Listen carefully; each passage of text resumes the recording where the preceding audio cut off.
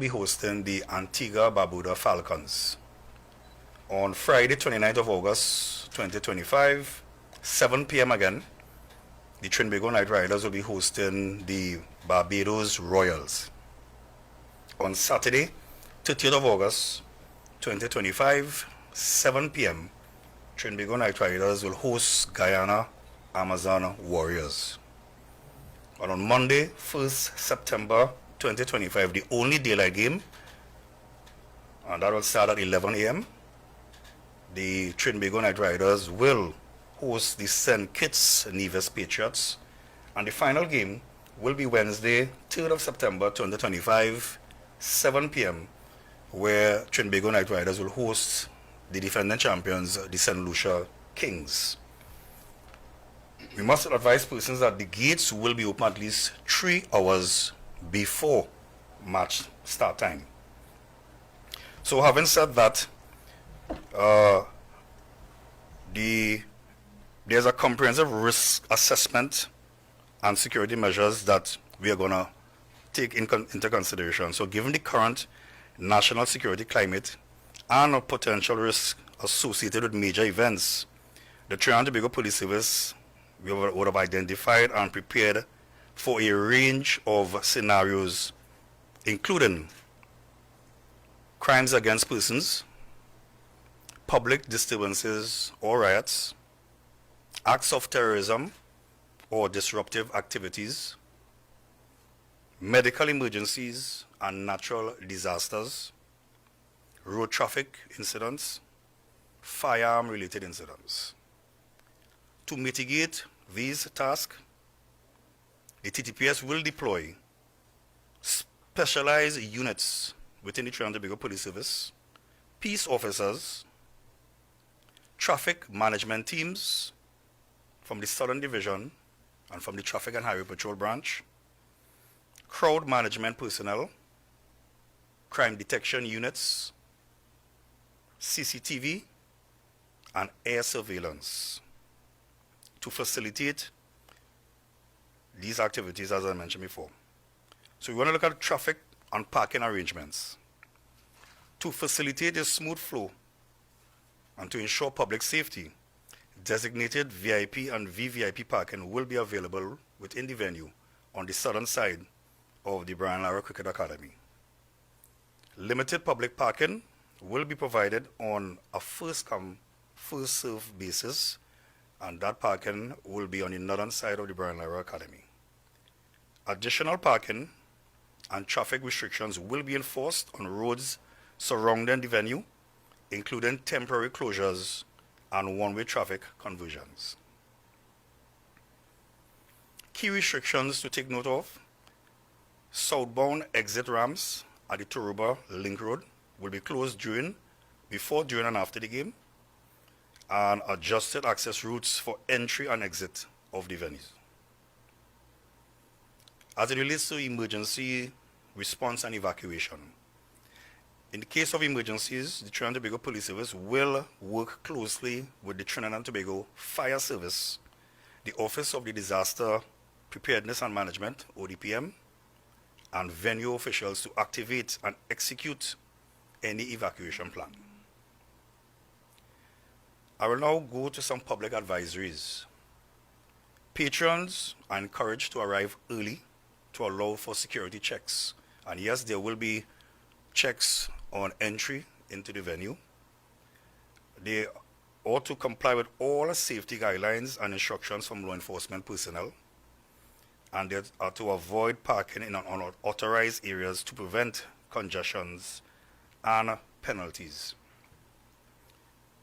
I also have some information, and this is coming from the International Cricket Council, the ICC, and also the Caribbean Premier League organizers, and they would have indicated to us that the following items will not be allowed inside of the venue.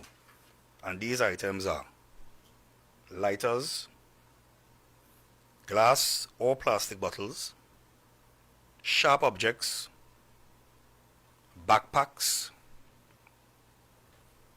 cameras, and when we say cameras, professional cameras, so we're not referring to your phones, drones, any sort of weapons, food, drinks, and coolers will not be allowed into the venue.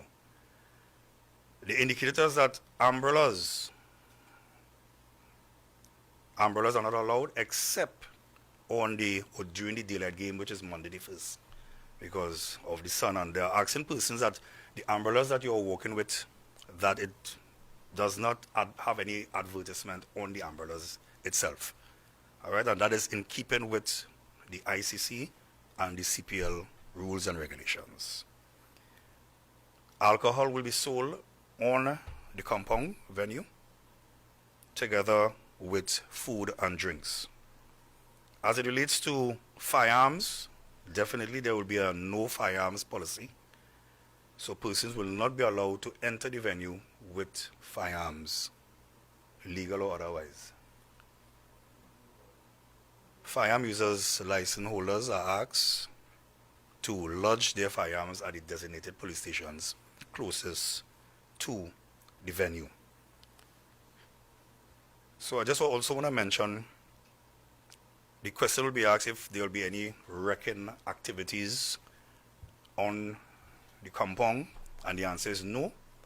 And we would have indicated that even if there is no wrecking or removal services, police officers will be on the ground to ensure that persons do not park indiscriminately in and around. Of course, definitely there will be no parking on the shoulders of the Sir Solomon Hochoy Highway.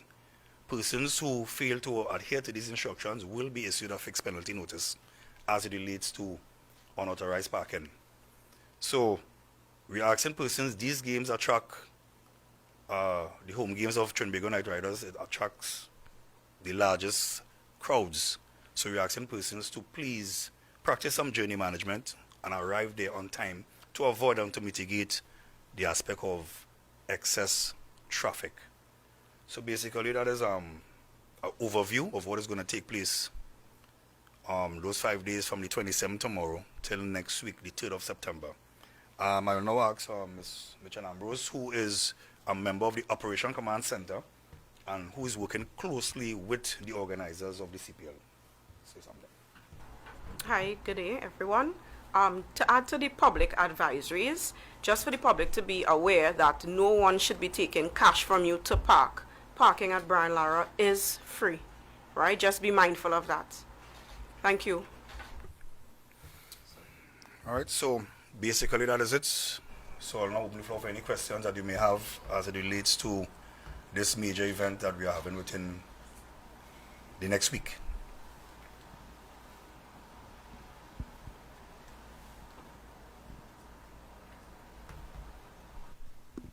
ACP, good afternoon. Annalisa for Trinidad Guardian. Now, traffic restrictions on, we've had games before at Branara Cricket Academy, and we have seen, traffic gridlocks. We've seen situations arise despite the best laid plans. What assurances can you give that this particular traffic plan and management system that you're rolling out here today will work, and how is it different from previous plans that we're seeing?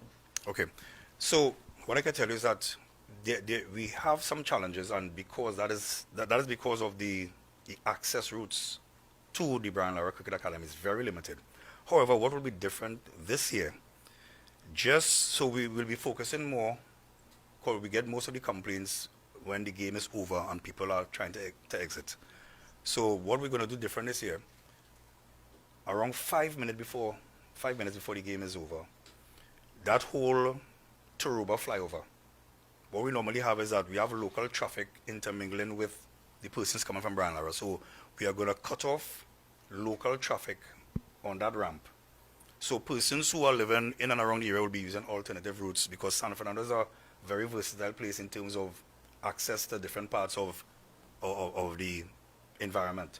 So that will assist us immensely. We did a dry run with it, and the traffic that is coming out of Brian Lara will have full access to go right, left, up, down, as the case may be, and not mix with the local traffic. Because I'm not going to say, one of the follow-up questions here that we have is, what sort of surprise or inconvenience is going to come for the locals in terms of, persons trying to access the area, get out of the area at that time that both sets of traffic bouncing up there. Right. So yeah. So that, well, that would have answered the question. But just to look at the entries. So what we'll have is that, okay, for example, like tomorrow on Friday game, the traffic that is coming southbound, it is intermingling with persons who may not be going to the game, but it's a regular traffic afternoon. And that is why we're asking persons to probably try to get to the venue as early as possible. We're also asking persons, if possible, they can carpool or they can use maxis and organize and come down in groups, because the parking at Brian Lara is very limited. There are certain areas that persons may take a chance and park, which we advise there will be signage that they ought not park in those areas because those areas are not well lit, and our security apparatus will not be extending to those areas.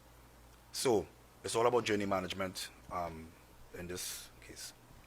Now we're under a state of emergency, and we've had advisories go out against public gatherings. This is an event that is going to attract thousands. It will also attract key state officials, high-ranking persons. What makes this so different in terms of the security arrangements for the CPL as opposed to the Independence Day parade? Well, I'm not going to go to the independence route. All I can tell you is that the CPL, this is something that we host every single year. And this year is no exception, and we have all clear to host the event. We haven't received any restrictions as it relates to that particular gathering. So based on that, we are going all steam ahead as it relates to security arrangements for that particular game. And in terms of monitoring those criminal elements that we do have under surveillance at the moment, especially given the SOE, you would say at this time here, with 1 day to go before the games begin, that you all are confident and secure in terms of the plan that you have before you, that it is sufficient for the well-being of those who are going to be in attendance. Yes, definitely. And I know I indicated some security arrangements, of course not going into details, but we have an array of specialized teams on the ground. I'll just give you an example. We have our air support units that will be giving us an aerial view of things happening. We have our criminal investigation department officers who will be moving around in plain clothes. We have our officers in uniform. And the venue is also supplied with a number of different security firms which we are working in collaboration with to make sure that that area is safe for those 5 games. Not just the TTPS.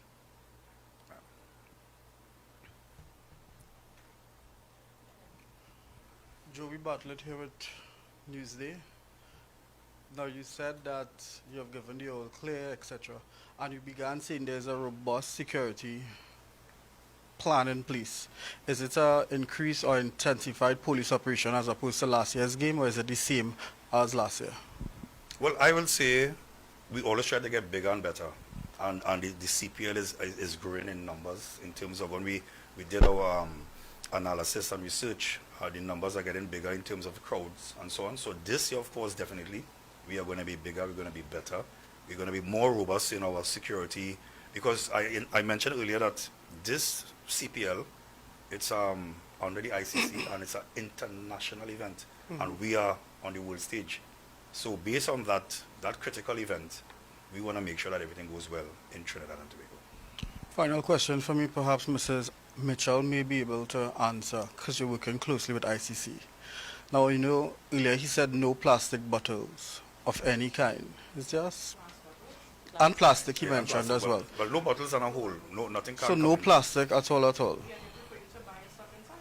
I'm not going to say But- you indicated as well, no coolers, nothing. Yeah, but No liquids coolers. aren't the only, or liquids that you consume aren't the only things that you carry in plastic bottles. We have Repeat the hand question? creams, sanitizers, the no plastic. I was Yeah. just curious as to... Well, I mean, at the gates, they should have the label as to what you can and cannot Okay, come so in it's with, only so they will just- guide you as to what you can and come in with, can and cannot come in with. Okay, because the blanket, no plastic bottles was... It's vague, yes. yeah. Yeah. But why wait until you get to the gate to then tell persons, because at that point you'll have to be discarding things that persons could just leave at home or leave in their vehicle. What I I can mean- tell you is that the bottles that you're referring to is in relation to drinks. Okay. Right. I was also told by one of the organizers yesterday. Is something that they indicated that they will be flexible to persons. You may have a person who may probably have a special diet and may not be able to consume the food in there, and so they will use the discretion of the persons who come in with who may have medical issues. So that will be in place. Yes. Good afternoon, Urvashi from TV6. Mr. Meister, when you spoke about air surveillance and the air support unit, we're talking about drone technology, or is it that we have helicopters or something doing air surveillance? No, drone technology. Okay. Our unit is equipped with that. You did say that alcohol is being sold at the venue. Is it that blood alcohol concentration tests will be done as people exit, or people who you suspect may have had a little too much to drink? Right. So that is a question, and I'll answer it this way. And I was supposed to mention it. I was going to mention it in the closing of the press briefing. That the night games, right? The 4 night games, it starts at 7 and it will finish at around 11ish. So we are also urging members of the public. We know that they will be consuming alcohol. Of course, their safety is our priority as well. So we are asking persons to be vigilant on the roads to ensure that they arrive home safely.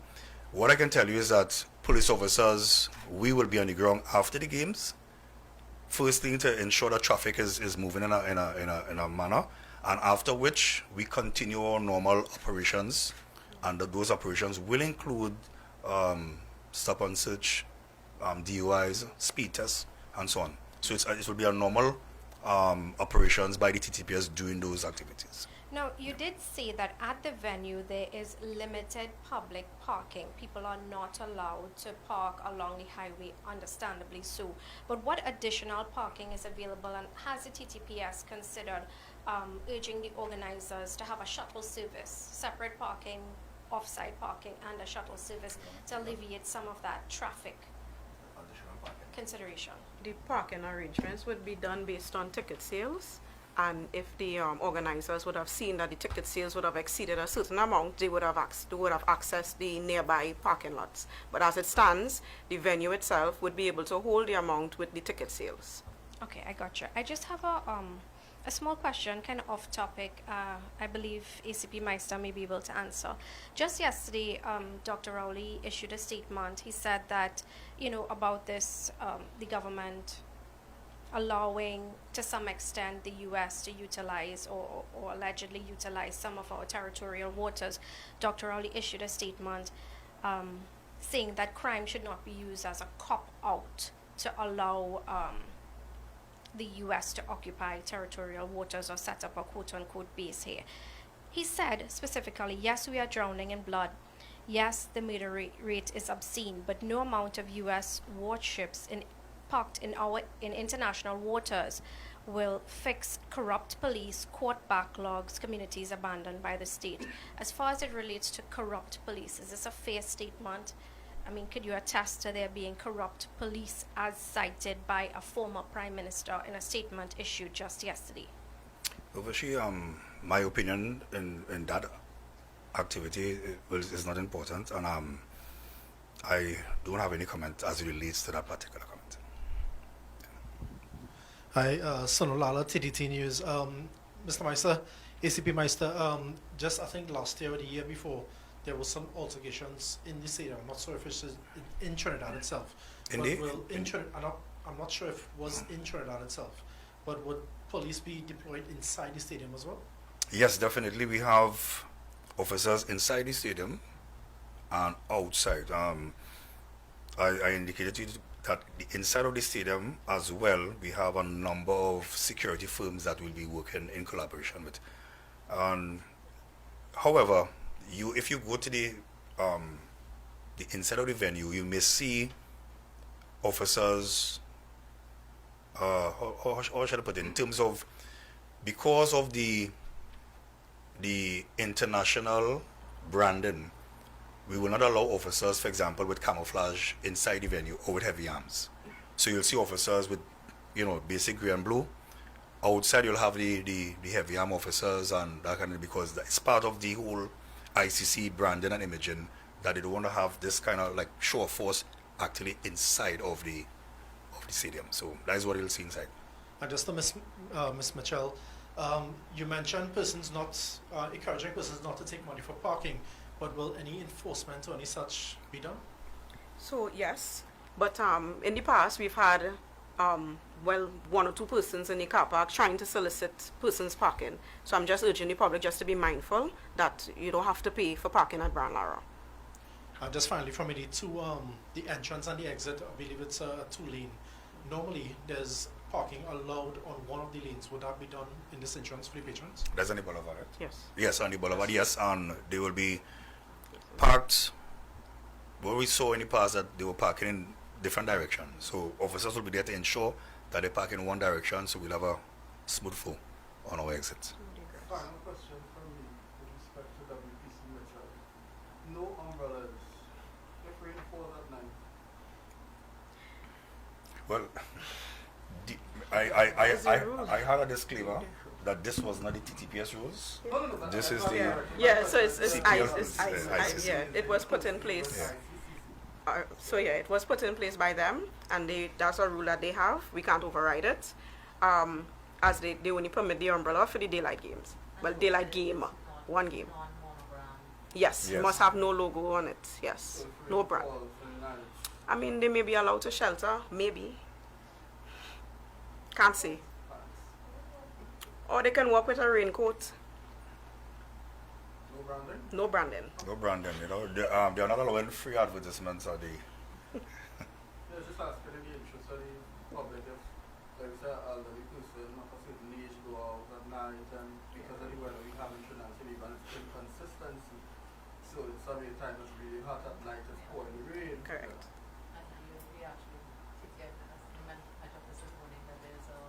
Yes. weather system coming this way. So over the next few days, we're expecting rain. So the umbrella thing, I mean, I know it's not your decision, but it's someone who's leading with the organization, perhaps.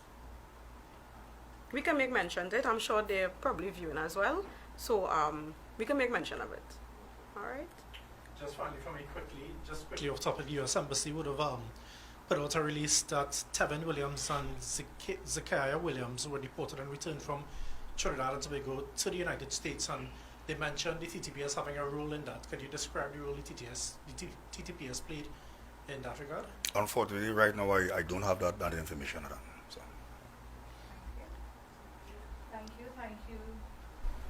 Thank you all to the members of the media who are here, and thank you for the live streaming of the TTPS's weekly press brief. We thank the nation for watching, and I really want to thank the Gold Commander, ACP Meister, and WPC Ambrose Mitchell for being here to give you that information so that when you go to those games, you are ready, and do enjoy. This concludes our press brief. Remember, if you see something, say something. Dial 999-555-800 tips, and of course 736 TTPS. Have a good afternoon.